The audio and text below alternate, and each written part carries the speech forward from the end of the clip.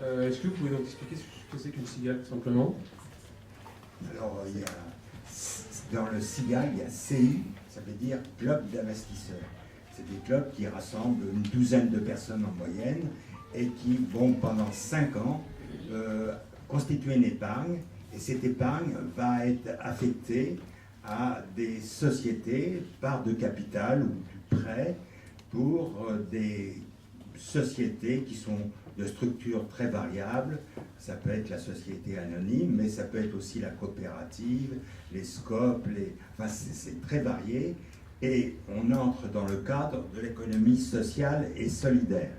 Donc nous avons des critères qui doivent être respectés pour que ces sociétés soient agréées et qu'on puisse, que ces clubs puissent entrer dans le capital des sociétés.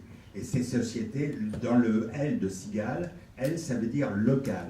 Donc pour nous, local, bon, la majorité de nos clubs sont dans Paris, mais il y a aussi des clubs en banlieue, et un club parisien peut très bien aussi investir en banlieue, comme des sociétés à Paris, mais il est sûr que vu le coût du foncier, il y a davantage d'opportunités en banlieue qu'à Paris. Voilà. Et ensuite, donc, il y a un partenariat entre un club ou des clubs qui s'associent pour participer au capital.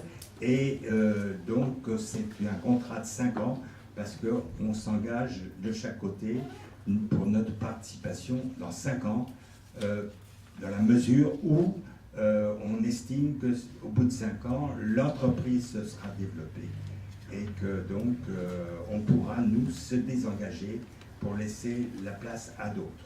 Autre chose à signaler, c'est qu'on se distingue du crowdfunding dans la mesure où on apporte une aide humaine à ces entreprises au point de vue comptabilité, enfin suivre la comptabilité sans être pour autant un comptable, mais c'est des actions humaines, de partenariat pour que la société se porte bien, se développe.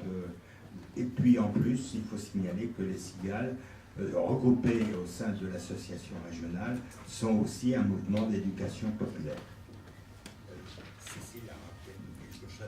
Oui, donc je peux juste rajouter que les cigales peuvent financer des sociétés qu'on dit à capitaux collectifs, puisque c'est la prise de participation au capital. Donc une cigale, quand elle investit, elle devient associée de l'entrepreneur, et donc elle reste associée minoritaire.